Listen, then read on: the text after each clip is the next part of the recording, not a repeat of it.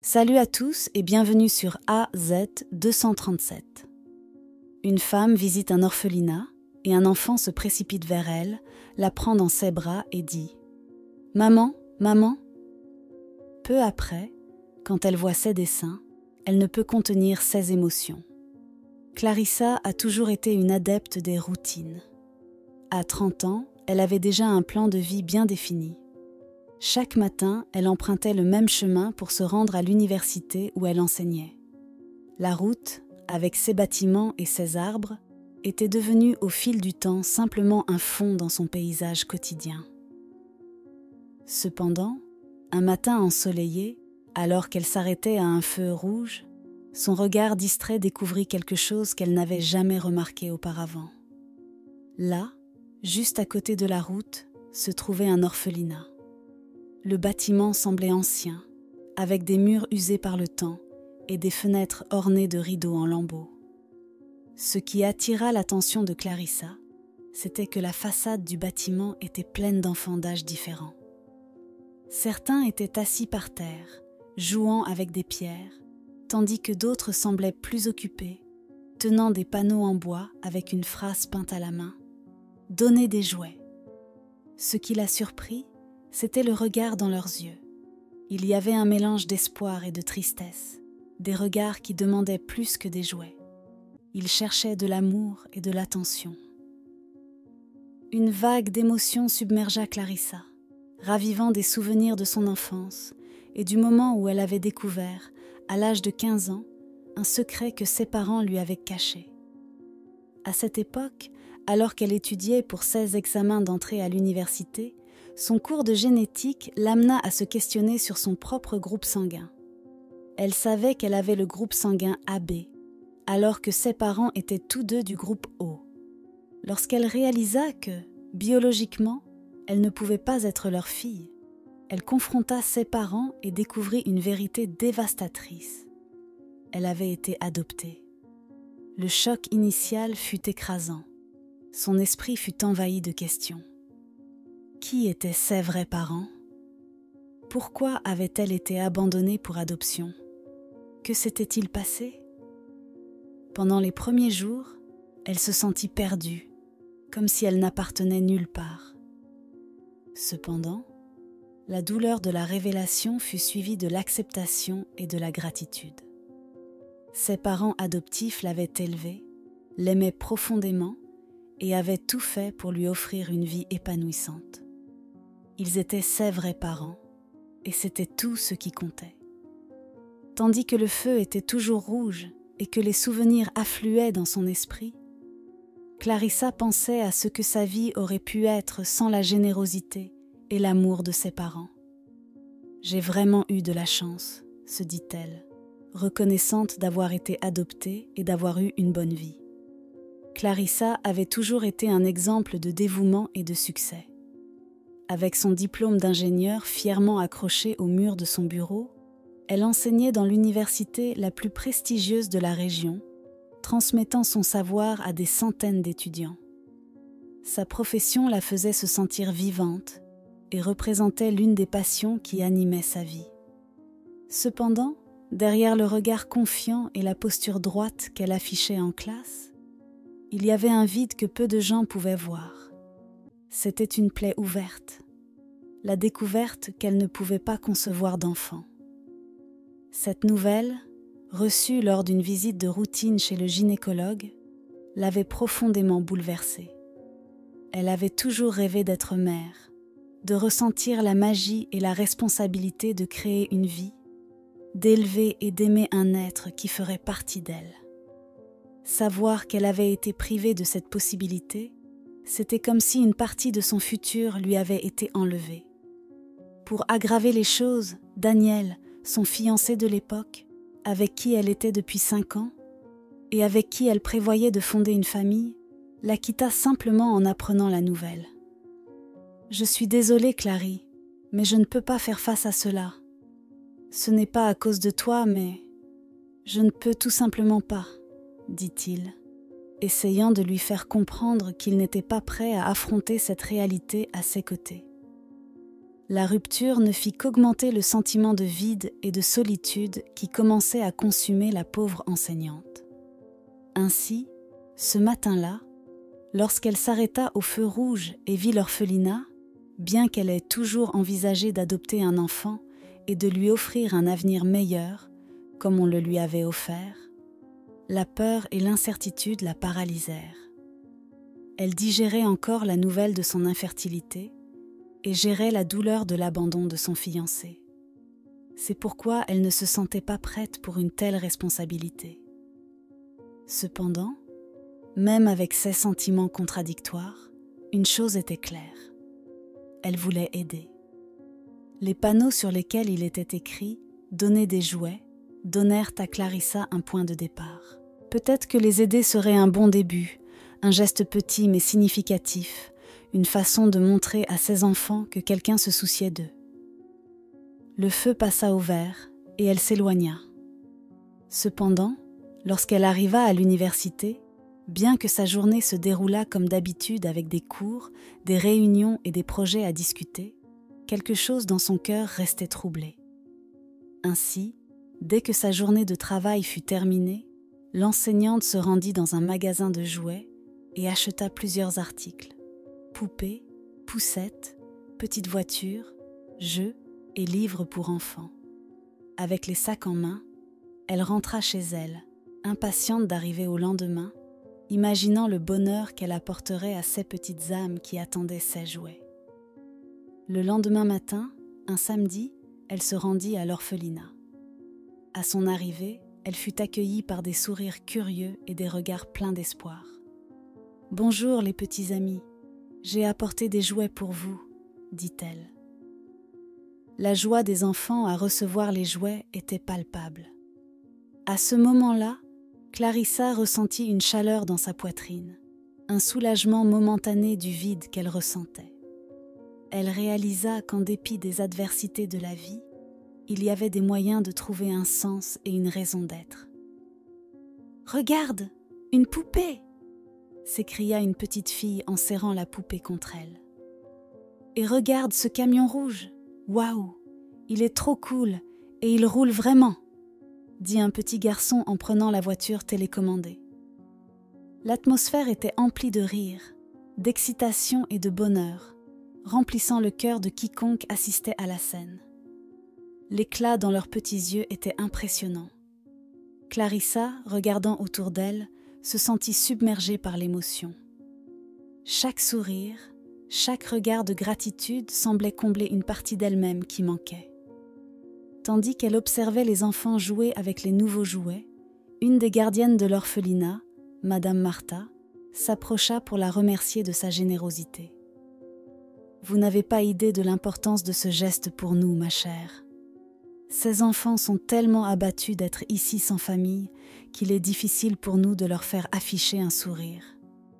Merci beaucoup d'avoir égayé leur journée, » dit-elle.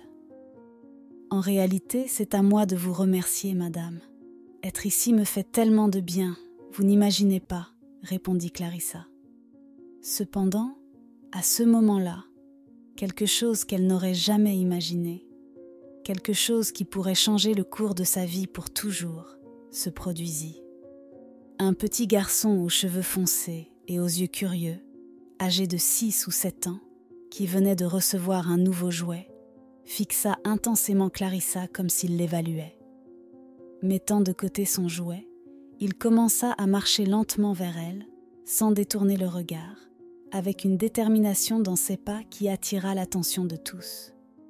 Puis, sans prévenir, il sourit, se mit à courir et se jeta dans les bras de la femme en l'enlaçant fermement. « Maman !» s'exclama-t-il, la regardant droit dans les yeux avec une expression de pure joie, comme s'il avait retrouvé quelqu'un qu'il cherchait depuis longtemps.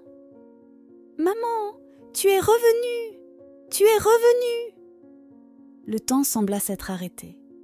La cour, qui résonnait de rires et de jeux quelques instants plus tôt, tomba dans un silence total. Tous les enfants regardaient, interloqués. Clarissa, cependant, était pétrifiée. Elle fixa le petit garçon, essayant de comprendre pourquoi il s'adressait à elle de cette manière, mais son esprit était vide. Tout, ce qu'elle voyait dans les yeux de l'enfant était de l'espoir et un désir ardent. Madame Martha prit rapidement et doucement Lucas à l'écart et s'excusa. « Je suis désolée pour ça, dit-elle. C'est Lucas. C'est un garçon doux, mais depuis qu'il a perdu sa mère, il est un peu perdu. » Lucas, cependant, avec une détermination inhabituelle pour quelqu'un de son âge, fixa intensément Clarissa et protesta. « Mais tu es ma maman, je sais que tu l'es. Dis-le-lui, maman. » Ses yeux brillaient de la certitude d'un enfant qui croit profondément ce qu'il dit. Clarissa, essayant de comprendre cette tournure inattendue des événements, sentit une boule se former dans sa gorge. Elle plongea son regard dans celui du garçon et demanda doucement. « Pourquoi penses-tu que je suis ta mère, Lucas ?» Il hésita, comme surpris par la question, puis finit par dire « Eh bien, parce que tu es ma mère. Tu lui ressembles tellement. Tu avais dit que tu reviendrais, et tu l'as fait. On peut rentrer à la maison maintenant, maman. » Sa déclaration surprit Clarissa, comme si elle avait touché une mémoire ou une sensation qu'elle ne pouvait comprendre. « Que veux-tu dire par j'ai dit que je reviendrai ?» se demandait-elle, voulant comprendre davantage et peut-être offrir un peu de réconfort à Lucas, qui semblait effectivement confus. Elle suggéra. « Et si nous jouions ensemble aujourd'hui ? Tu aimerais jouer avec les voitures ou peut-être dessiner quelque chose ?» Les yeux du garçon s'illuminèrent à cette suggestion. « J'adore dessiner !» s'écria-t-il, prenant la main de Clarissa et l'emmenant dans une pièce où plusieurs feuilles de papier étaient éparpillées. Madame Martha semblait sur le point d'intervenir, mais Clarissa la rassura en lui disant que tout allait bien. Une fois à l'intérieur, Lucas lui montra avec enthousiasme son cahier de dessin. « Regarde, maman, ce que j'ai dessiné pendant que je vivais ici. » Le mot « maman » déstabilisa toujours Clarissa, mais elle choisit de ne pas le corriger et prit le cahier avec un sourire. En parcourant les dessins, Clarissa fut de plus en plus impressionnée. Malgré son jeune âge, il était évident que Lucas avait un talent inné pour l'art. Chaque ligne, chaque ombre montrait une profonde compréhension de la perspective et du détail. Il était presque incroyable qu'un garçon de seulement 6 ou 7 ans puisse créer des images aussi complexes et réalistes. « Waouh, Lucas, ils sont magnifiques! Regarde cet oiseau, il est parfait! Et cet arbre, il est impeccable !» dit-elle, émerveillée.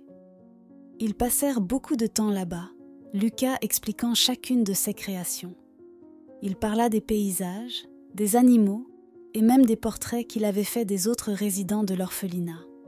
C'était vraiment incroyable.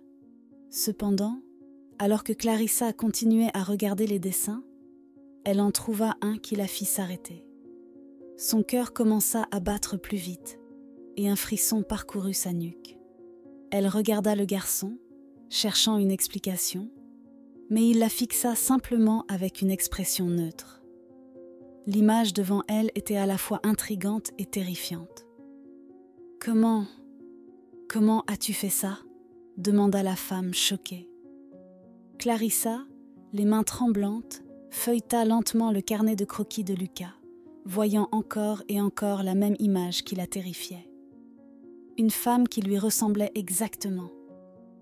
À chaque page qu'elle tournait, son corps tressaillait. « Comment cela est-il possible ? Nous venons de nous rencontrer. Qui est-ce ?» demanda la professeure d'université, la voix nouée d'émotion, en pointant les dessins.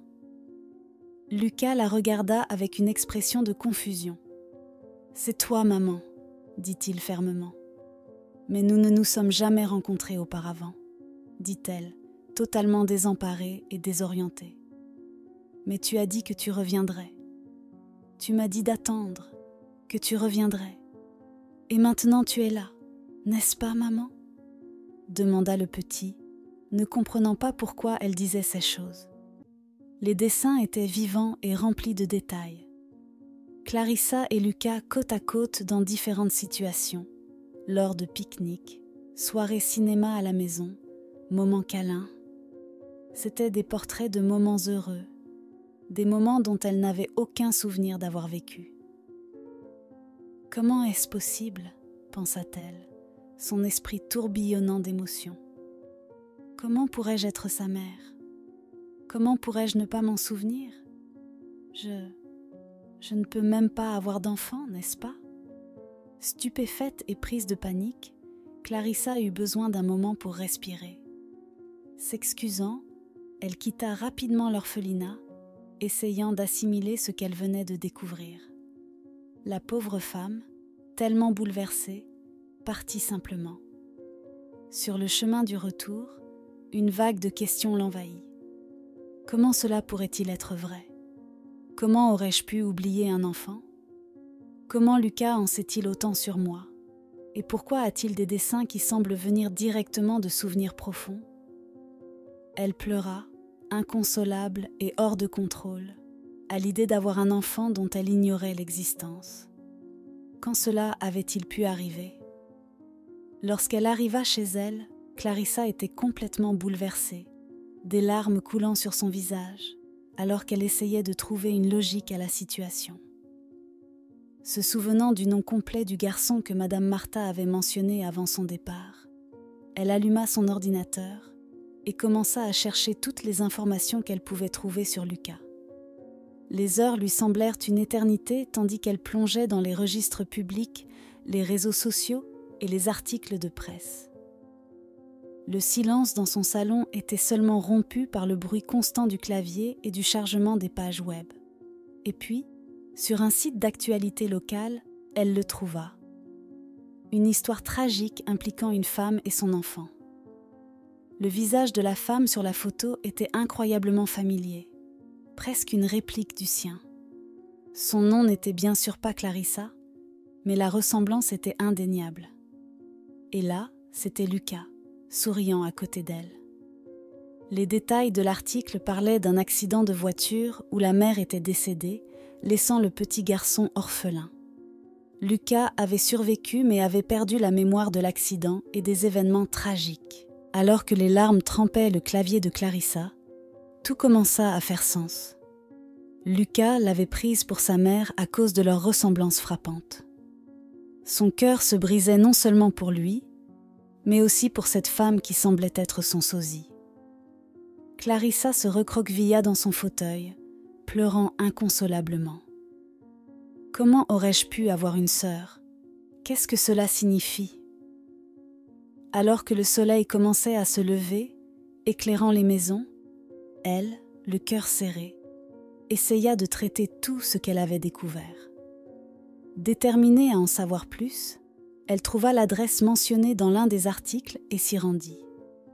En arrivant, elle eut pendant un instant l'impression de connaître l'endroit, le quartier.